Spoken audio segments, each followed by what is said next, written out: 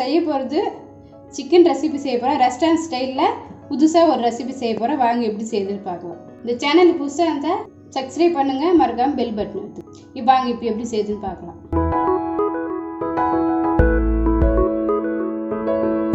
முதல்ல நான் ஒரு 200 கிராம் சிக்கன் எடுத்துருக்கேன். நல்லா சதை பீஸாக வாங்கி எடுத்து வச்சுருக்கேன். இது வச்சு வாங்கி நீங்களே வச்சுங்க. 200 கிராம் இது வந்து நம்ம மிக்சியில் போட்டு ஒரு ஆட்டை எடுத்துக்கலாம். நல்லா இந்த பதத்துக்கு மிக்சி ஜாரில் போட்டு அரைச்சி எடுத்து வச்சுங்க. வாங்க இப்போ எப்படி செய்யுதுன்னு பார்க்கலாம். இப்போ நான் ஒரு கடாய் வச்சுருக்கேன். ஒரு டேபிள் ஸ்பூன் எண்ணெய் விட்டுக்கலாம். எண்ணெய் காய்ச்சதும் நம்ம இஞ்சி பூண்டு பேஸ்ட்டு ஒரு ஸ்பூன் போடுறேன். இது நல்லா வதக்கிங்க. இந்த எண்ணெயிலே நல்லா போட்டு அப்படியே மிக்ஸ் பண்ணிவிடுங்க. இப்போ நான் இந்த சிக்கனை இதில் போடுறேன். இதை நல்லா மிக்ஸ் பண்ணிவிடுங்க.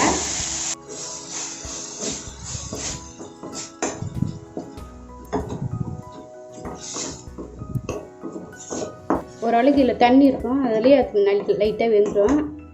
நம்ம இதை நல்லா வதக்கி எடுத்துப்போம்.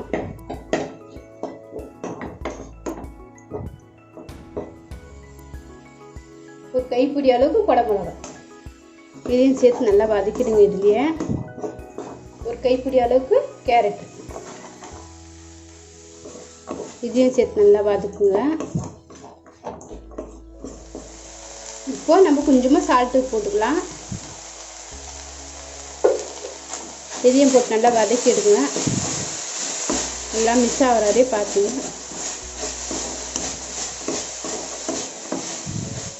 ஒரு ஸ்பூன் மிளகுத்தூள் இதை நல்லா மிக்ஸ் பண்ணுங்க. எல்லாம் நல்லா வதங்கி வர அளவுக்கு நல்லா வதக்குங்க. நான் சோளத்தை வேக வச்சு எடுத்து வச்சுருக்கேன். ஒரு கைப்பிடி போட்டுக்கலாம்.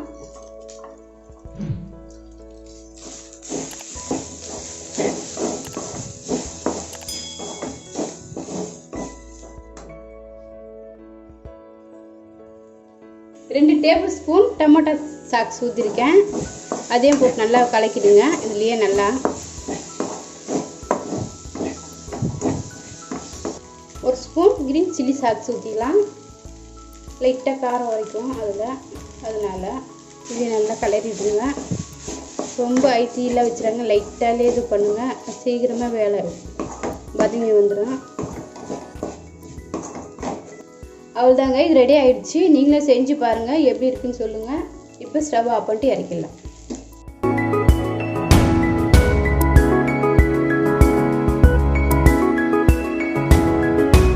High protein chicken recipe ready ஆகிடுச்சுங்க. இந்த வீடியோ உங்களுக்கு பிடிச்சிருந்தா லைக் பண்ணுங்கள், கமெண்ட் பண்ணுங்கள், சப்ஸ்கிரைப் பண்ணுங்கள், மறக்காமல் பெல் பட்டன் எடுத்துங்க.